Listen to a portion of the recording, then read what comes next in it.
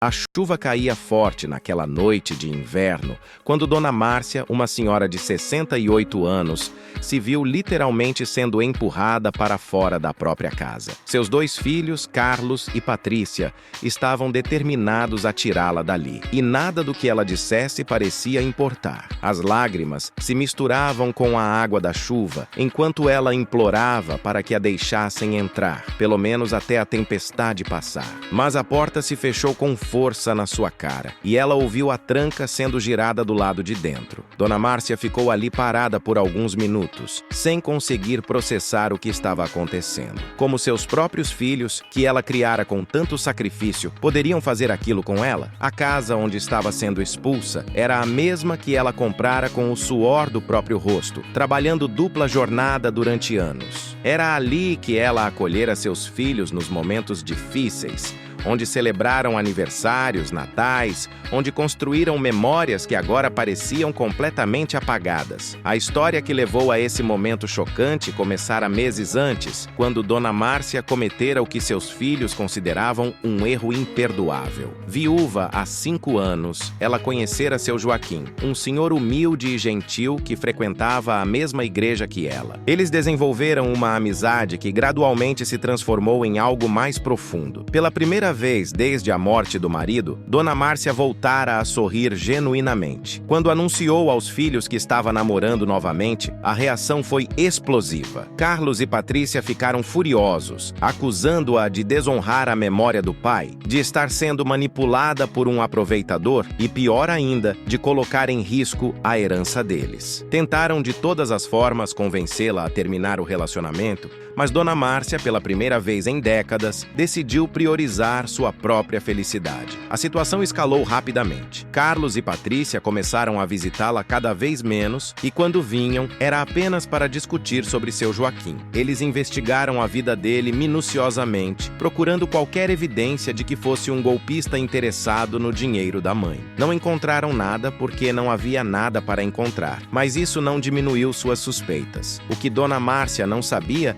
era que seus filhos tinham outros motivos além da suposta preocupação com ela. Carlos estava com sérios problemas financeiros. Investira mal, acumulara dívidas e via na herança da mãe sua única salvação. A ideia de que ela pudesse gastar esse dinheiro com um novo relacionamento, ou pior, deixar parte da herança para esse homem, era inaceitável para ele. Patrícia, por sua vez, sempre fora obcecada por status social. Casara-se com um empresário e vivia tentando impressionar seu círculo de amizades. A ideia de que sua mãe, uma senhora simples, estivesse namorando um homem ainda mais simples era vergonhoso para ela. Temia os comentários maldosos, as fofocas, o que diriam no clube. Juntos, Carlos e Patrícia elaboraram um plano. Começaram a questionar a sanidade mental da mãe, sugerindo para vizinhos e conhecidos que ela estava ficando senil. Espalharam que seu Joaquim estava se aproveitando de uma senhora com problemas cognitivos. Tentaram até mesmo conseguir documentação médica que comprovasse incapacidade mental, mas os médicos que a examinaram foram categóricos. Dona Márcia estava em pleno uso de suas faculdades mentais. Foi então que partiram para medidas mais drásticas. Carlos descobriu uma brecha legal que permitia, em situações específicas, que filhos assumissem controle sobre propriedades de pais idosos. Começou a falsificar documentos, forjar assinaturas, criar uma narrativa jurídica de que a mãe estava em situação de vulnerabilidade. Era um crime, mas a ganância o cegara completamente. Naquela noite fatídica, Carlos e Patrícia chegaram à casa da mãe com papéis que alegavam lhe dar posse temporária do imóvel. Os documentos eram falsos, mas Dona Márcia não sabia disso. Eles exigiram que ela saísse imediatamente, alegando que era para o próprio bem dela,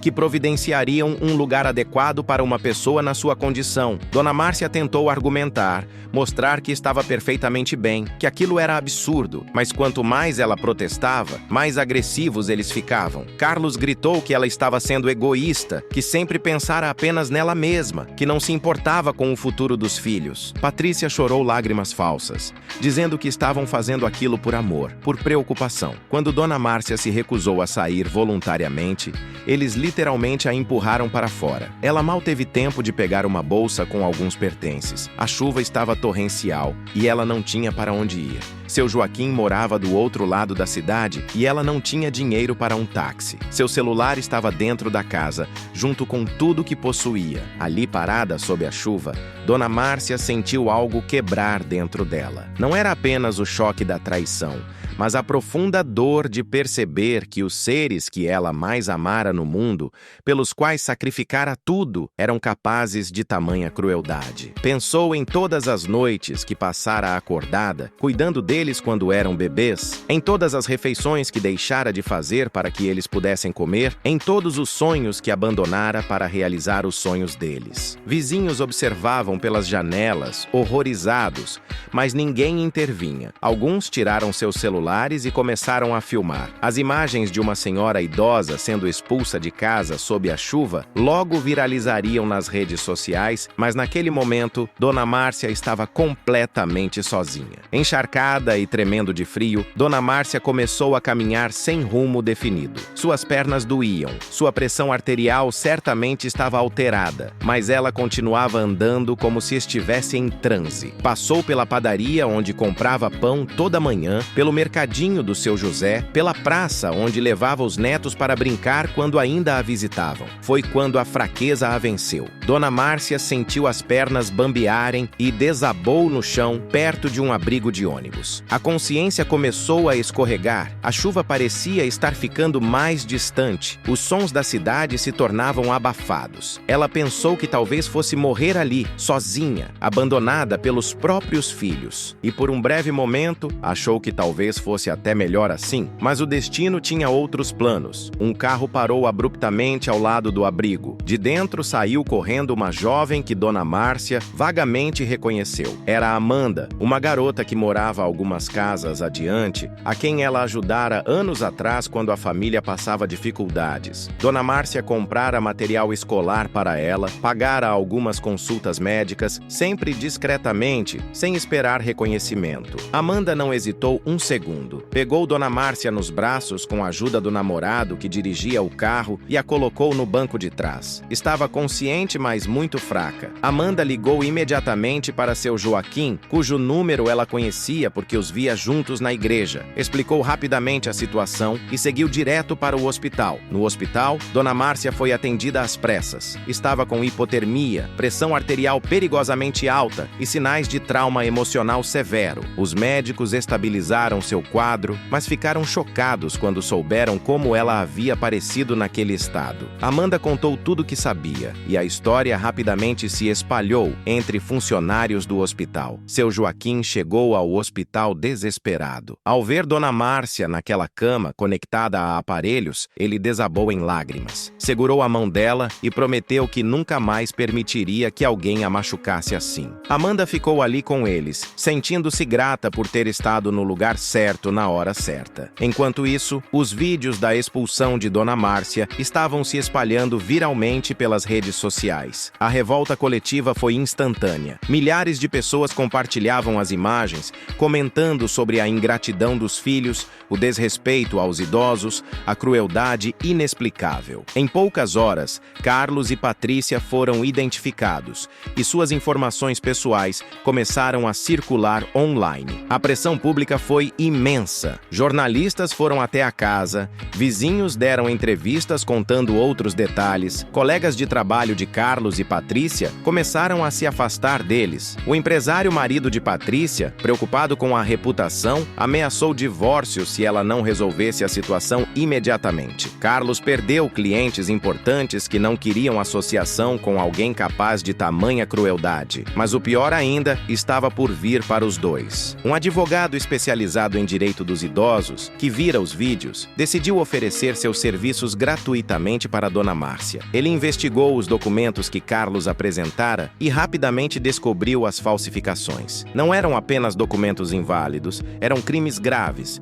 falsificação, estelionato, violência contra idoso. A polícia foi acionada. Carlos e Patrícia foram convocados para depor. Inicialmente tentaram manter a narrativa de que estavam protegendo a mãe, mas diante das evidências de falsificação repercussão e dos vídeos virais mostrando a violência do ato, suas defesas desmoronaram. O promotor decidiu indiciar ambos por múltiplos crimes. Enquanto isso, no hospital, Dona Márcia começava a se recuperar fisicamente, mas o trauma emocional era profundo. Ela alternava entre momentos de choro e silêncio absoluto. Questionava-se onde errara na criação dos filhos, que valores deixara de transmitir, como não percebera a ganância e frieza se desenvolvendo neles ao longo dos anos. Seu Joaquim não saiu do lado dela um minuto. Trouxe roupas limpas, comida caseira, segurou sua mão durante as noites de insônia. Amanda também visitava diariamente, trazendo flores e conversando sobre coisas leves para distraí-la. Outras pessoas que Dona Márcia ajudara ao longo da vida começaram a aparecer, querendo retribuir a bondade que ela demonstrara. Foi nesse momento que Dona Márcia percebeu algo profundo. Família não é apenas sangue. A verdadeira família são aqueles que escolhem estar ao seu lado nos momentos difíceis, que demonstram amor através de ações, não apenas palavras. Seu Joaquim, Amanda, os vizinhos solidários, todos eram mais família para ela do que os próprios filhos haviam sido. O advogado visitou Dona Márcia no hospital e explicou a situação legal. Os documentos eram falsos. Ela tinha total direito sobre sua propriedade e Carlos e Patrícia enfrentariam processo criminal. Ele também sugeriu que ela entrasse com processo de reparação de danos morais e materiais. Dona Márcia hesitou, mas o advogado foi gentil e firme. Eles precisavam enfrentar as consequências de seus atos. As primeiras audiências foram devastadoras. Carlos e Patrícia apareceram com seus advogados tentando aparentar remorso, mas Dona Márcia conseguia ver através da farsa. Eles estavam arrependidos de terem sido pegos, não do que fizeram. Suas desculpas soavam vazias, mecânicas, ensaiadas por orientação jurídica. O que aconteceu nas semanas seguintes chocou ainda mais a comunidade. Com a repercussão do caso, uma investigação mais profunda revelou que Carlos vinha desviando dinheiro da conta bancária da mãe há meses, fazendo pequenas transferências que ela não notara. Patrícia havia vendido joias que Dona Márcia guardava como herança de sua própria mãe, alegando que precisava fazer limpeza na casa. A extensão da traição era muito maior do que qualquer um imaginara. Não foi um ato impulsivo de uma noite, mas um padrão sistemático de abuso financeiro e emocional que se estendera por anos. Os próprios advogados de defesa ficaram consternados com o que descobriram sobre seus clientes. A sentença foi severa. Carlos foi condenado a 3 anos de prisão por falsificação de documentos, estelionato e violência contra idoso. Patrícia recebeu 2 anos, com possibilidade de conversão em penas alternativas devido a ser ré primária, mas teria que cumprir extensa prestação de serviços comunitários em asilos. Ambos foram condenados a pagar reparação financeira substancial à mãe, mas a verdadeira punição não veio do sistema legal, veio da própria sociedade. Carlos perdeu seu emprego, não conseguia encontrar novos clientes, foi socialmente isolado. Patrícia foi abandonada pelo marido, perdeu seu círculo social, teve que vender sua casa para pagar advogados e a reparação. A reputação que tanto se preocupara em manter estava destruída irreparavelmente. Os netos de Dona Márcia, filhos de Carlos e Patrícia, que eram adolescentes e jovens adultos, ficaram profundamente envergonhados pelos pais. Alguns deles procuraram a avó para pedir desculpas pelo que acontecera, deixando claro que não compartilhavam dos valores ou ações dos pais. Dona Márcia, após receber alta do hospital, não voltou para sua antiga casa imediatamente. Seu Joaquim insistiu que ela ficasse em sua casa até se sentir pronta. Foi um período de cura profunda, onde ela precisou reconstruir não apenas sua saúde física, mas também sua confiança na humanidade. Amanda se tornou uma presença constante em sua vida, quase como a filha que ela gostaria que Patrícia tivesse sido. Elas passavam tardes conversando, cozinhando juntas, simplesmente curtindo a companhia uma da outra. Seu Joaquim demonstrava diariamente que o amor verdadeiro não tem idade e não se importa com posses materiais. Gradualmente, Dona Márcia começou a falar publicamente sobre sua experiência. Deu entrevistas para conscientizar sobre abuso de idosos, sobre a importância de denunciar, sobre como a ganância pode destruir famílias. Sua história ressoou com milhares de outras pessoas que passavam por situações similares, muitas em silêncio por vergonha ou medo. Ela usou parte da reparação financeira que recebeu de Carlos e Patrícia para criar uma pequena fundação de apoio a idosos em situação de vulnerabilidade. Queria transformar sua dor em algo que pudesse ajudar outros. A fundação oferecia assistência jurídica gratuita, apoio psicológico e abrigo temporário para idosos vítimas de abuso familiar. Amanda, inspirada pela resiliência de Dona Márcia, decidiu mudar de carreira e estudar direito especializado em proteção a idosos. Seu Joaquim se tornou voluntário ativo na fundação. Juntos formaram uma família escolhida, baseada em respeito, amor genuíno e valores compartilhados. 6 meses após aquela noite chuvosa, Dona Márcia finalmente voltou para sua casa. Mas não voltou sozinha ou derrotada. Voltou acompanhada por seu Joaquim, Amanda e diversos amigos que fizera. Eles organizaram uma pequena celebração,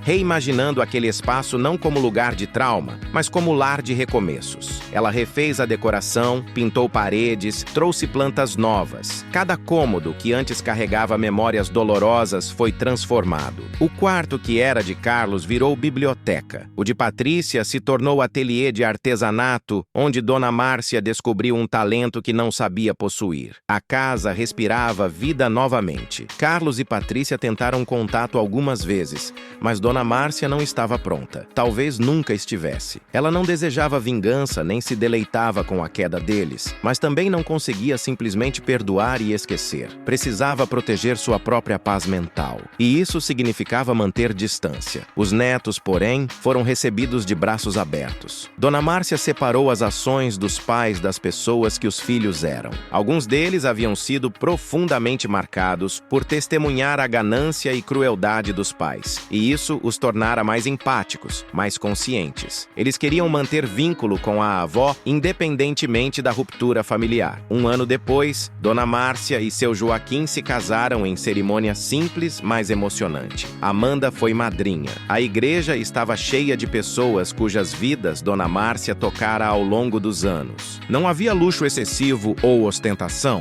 apenas amor genuíno e celebração de recomeço em qualquer idade. A história de Dona Márcia acabou se tornando caso emblemático na discussão sobre direitos dos idosos no Brasil. Advogados usavam seu caso em palestras, assistentes sociais como exemplo de resiliência, psicólogos para discutir trauma e cura. Ela nunca buscara essa visibilidade, mas aceitou o papel quando percebeu que poderia fazer diferença. Muitos idosos que sofriam abusos silenciosos se inspiraram em sua coragem para denunciar. A fundação que ela criara recebeu centenas de casos nos primeiros anos, muitos dizendo que Dona Márcia lhes dera coragem para agir. Legisladores começaram a propor leis mais rígidas contra abuso de idosos, citando especificamente o caso dela. Carlos e Patrícia cumpriram suas penas, mas suas vidas nunca voltaram ao que eram. Carlos trabalhava em empregos muito abaixo de sua qualificação anterior,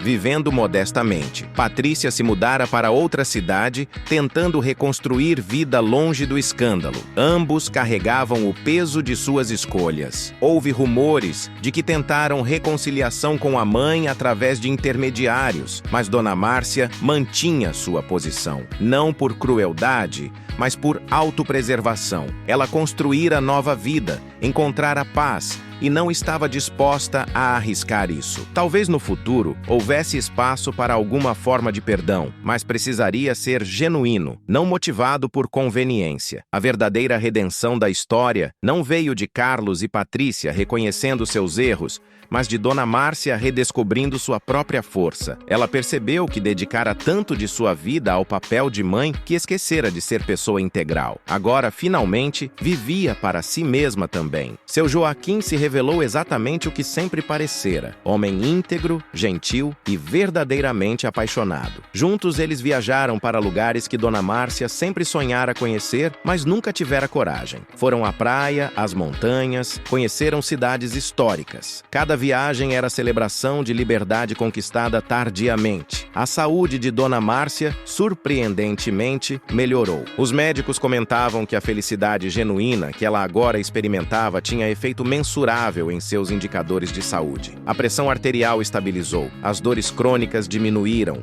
até sua postura física mudou. Ela literalmente rejuvenescera há alguns anos. Amanda se formou em Direito e começou a trabalhar na própria fundação que Dona Márcia criara. Tornou-se advogada especializada em defender idosos, ganhando reputação de ser feroz na defesa de seus clientes. Cada caso que vencia, dedicava mentalmente a Dona Márcia, sua inspiração. A história ganhou até documentário produzido por um cineasta independente. Expulsa, mas não derrotada, acompanhava a jornada de Dona Márcia desde aquela noite chuvosa até sua transformação. Foi exibido em festivais, ganhou prêmios, mas mais importante, gerou conversas necessárias sobre envelhecimento, família e dignidade. Nos créditos finais do documentário, Dona Márcia aparecia em seu jardim, rodeada de flores que ela mesma plantara, com seu Joaquim ao lado. Ela olhava para a câmera e dizia algo que ressoou profundamente. Descobri que nunca é tarde para recomeçar, nunca é tarde para escolher sua própria felicidade, e nunca é tarde para descobrir quem realmente são as pessoas que merecem estar em sua vida. 3 anos após aquela noite, Dona Márcia organizou um evento na fundação para celebrar seu aniversário de 71 anos. Centenas de pessoas compareceram, idosos que ela ajudara, voluntários, profissionais que trabalhavam com a causa, amigos novos e antigos. Era a celebração não apenas de mais um ano de vida, mas de renascimento. Durante o evento, algo inesperado aconteceu. Carlos e Patrícia apareceram, ficando na parte de trás do salão. Não tentaram se aproximar, apenas observaram de longe. Amanda notou primeiro e perguntou a Dona Márcia se queria que eles fossem embora. Ela pensou por um longo momento e disse não. Deixou que ficassem, observassem tudo que ela construíra sem eles, todas as pessoas que genuinamente se importavam com ela, a felicidade que encontrara apesar de terem tentado destruí-la. Era mais poderoso do que qualquer palavra que pudesse dizer. Eles viram a mãe que tentaram derrotar não apenas sobreviver, mas prosperar. No final do evento, quando quase todos haviam ido embora, Carlos e Patrícia se aproximaram timidamente. Havia algo diferente neles, uma humildade que não possuíam antes. Não pediram perdão diretamente porque ambos sabiam que palavras eram inadequadas para a magnitude do que fizeram. Apenas expressaram respeito pelo que ela se tornara. Dona Márcia os ouviu em silêncio. Não ofereceu abraços, não disse que estava tudo bem, porque não estava. Mas, pela primeira vez, viu neles algo que poderia ser arrependimento genuíno. Ainda assim, não estava pronta para mais que isso. Talvez nunca estivesse, e ela fizera as pazes com essa possibilidade. A fundação continuou crescendo, ajudando milhares de idosos por todo o país. Dona Márcia se tornou palestrante requisitada, sempre trazendo seu Joaquim junto. Eles eram prova viva de que amor e dignidade não têm prazo de validade, que é possível reconstruir completamente depois de devastação. Historicamente, casos de abuso de idosos eram subnotificados e ignorados. O caso de Dona Márcia mudou isso significativamente. Delegacias especializadas foram criadas, linhas diretas de denúncia estabelecidas, protocolos hospitalares implementados para identificar sinais de abuso. Uma única história catalisou mudanças sistêmicas. Dona Márcia também começou a escrever. Não um livro de autoajuda ou manual de superação, mas simplesmente sua história, suas reflexões, suas dúvidas. O livro, Sob a Chuva, uma jornada de traição a renascimento, se tornou best-seller inesperado, tocando profundamente pessoas de todas as idades. Em entrevistas, ela sempre enfatizava que não era heroína, apenas sobrevivente, que teve sorte de ter Amanda no lugar certo, seu Joaquim ao seu lado, recursos para lutar legalmente. Muitos idosos não têm essas vantagens, e por isso sua fundação era tão importante. Ela usava privilégios que tinha para elevar outros. Os netos que mantiveram contato com ela se tornaram adultos conscientes e empáticos. Vários deles se envolveram em causas sociais diretamente inspirados pela resiliência da avó. A geração seguinte não repetiria os erros de Carlos e Patrícia. Isso, Dona Márcia tinha certeza. Certa tarde, 5 anos após aquela noite chuvosa, Dona Márcia estava sentada em sua varanda quando recebeu carta inesperada. Era de Patrícia. Não era pedido de reconciliação ou justificativas, mas reconhecimento genuíno do mal que causara. Patrícia escrevera que passara anos em terapia, trabalhando em compreender a ganância e crueldade que a dominaram. A carta não pedia perdão porque, como Patrícia escreveu, ela entendia que algumas coisas são imperdoáveis. Apenas queria que a mãe soubesse que ela carregaria aquela vergonha pelo resto da vida, que ensinou os próprios filhos sobre suas falhas como exemplo do que não fazer, que dedicava tempo voluntário ajudando idosos como forma de reparação que nunca seria suficiente. Dona Márcia leu a carta várias vezes. Não sentiu raiva, nem satisfação, nem tristeza.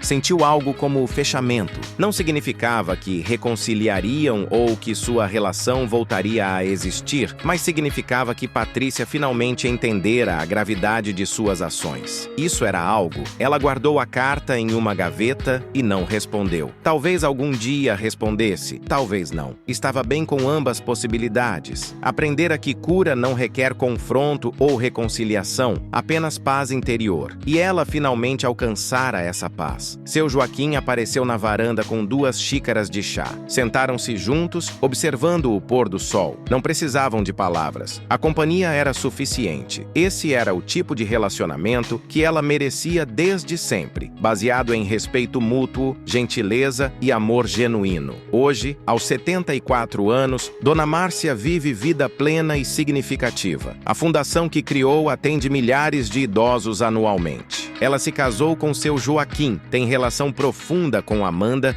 que considera filha de coração. Mantém vínculo com netos que escolheram valores diferentes dos pais. Quando conta sua história, sempre termina com reflexão poderosa. Aquela noite sob a chuva foi, paradoxalmente, o início de sua verdadeira vida.